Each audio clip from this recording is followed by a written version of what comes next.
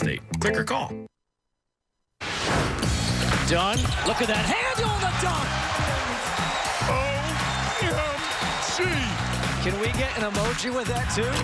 The dunk nasty face, not the smiley face, the dunk nasty face. Our friend Dickie Simpkins with the emoji-enhanced call on that one. When Kris Dunn surprisingly decided to return for his junior season at Providence, he considered more than just the dream of playing in the NBA. For Dunn, it was about life off the court. And as our Parise found out, Kris Dunn continues to use adversity to his advantage. The past, always behind us, but never far from our minds. It's like a roadmap to who we are. It both haunts us and heals us. But for some people, the past is what keeps us going. I didn't have my dad right away. First, it was just me, my brother, and my mom living in Virginia, and then she got in trouble, and she went to jail, and it was just me and my brother living together on our own for about 3 to 4 months, and just trying to survive. Kris Dunn was only 9 years old when his mother, Pia, went to jail in Alexandria, Virginia. He and his older brother, John, didn't want people to know they were living on their own for fear of being separated in foster care. So it was John who, at just the age of 13, raised his younger brother, Kris. He didn't get to live that lifestyle as a kid, you know what I mean? Be a kid and go out and play and have fun and whatnot. He had to survive. He had to take care of me. Is the world gone mad, or is it me?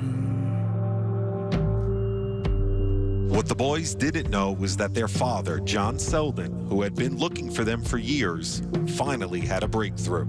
He pinpointed that they were living in Virginia and drove 6 hours from New London, Connecticut, to bring them home. I never met my father, but my brother had a couple of times throughout life, and him taking us and bringing us to a whole different type of lifestyle to Connecticut was very different. Having to adjust to, you know, his rules in the house. I mean, it was hard at first. Do you remember the first memory of when basketball really made a mark on your life? It was 8th grade. It was my first time my dad would see me play basketball. And he just seen me take the ball and just like weaving through everybody. He seen how much I enjoyed it, that he knew that was the connection that me and him could have because he loved sports.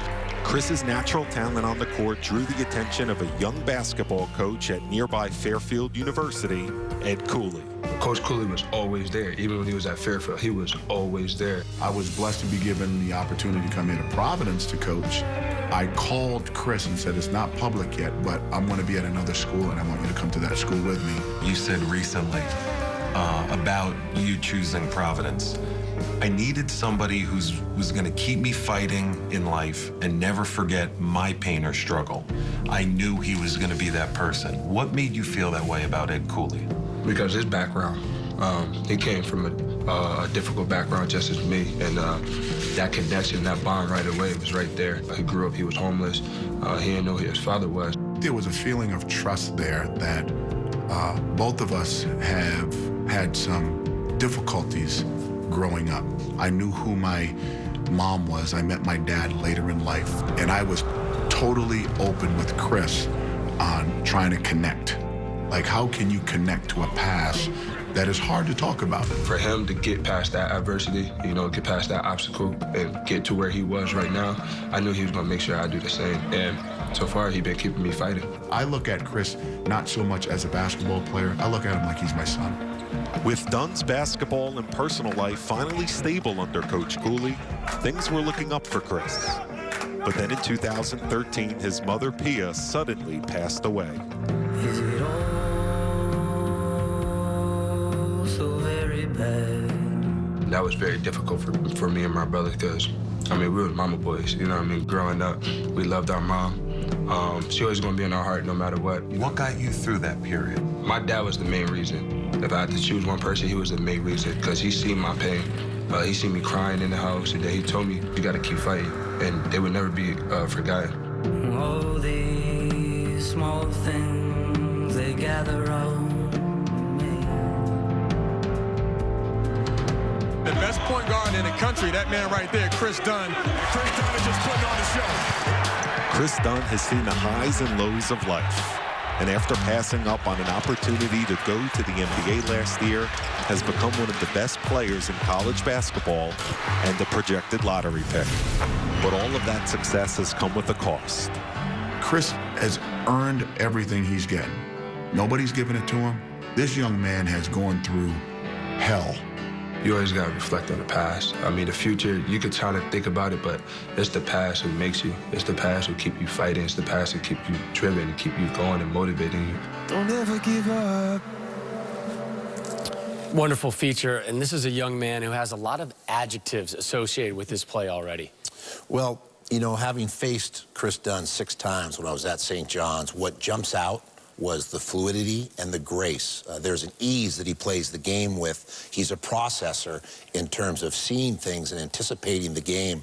And when I think of the history of the Big East, Donnie, I'd put Kris Dunn right there with some of the smoothest players. Again, that fluidity, different position, but Ray Allen, Walter Berry, the truth. He'd have to be in that rarefied air of just the gifts. Yeah, and I would say guys who have the gift, they usually don't have the hardships that this kid has had growing up his entire life. I've had the pleasure of watching him living in Connecticut since he was a youngster. The maturation process has been amazing because most leaders are guys who come from pretty solid upbringings. Kris Dunn is showing, you know what, I can take my hardships, turn them into a positive, and he is not just special for the Big East, for his family, but to Ed Cooley and everything that Providence is trying to be as a program. Remember, he missed 2 games this season due to a stomach virus. Of all the games he's played already through the weekend, just once this season has he not hit double figures. Plenty more to come on this week's edition of Inside the Big East. Well, the coach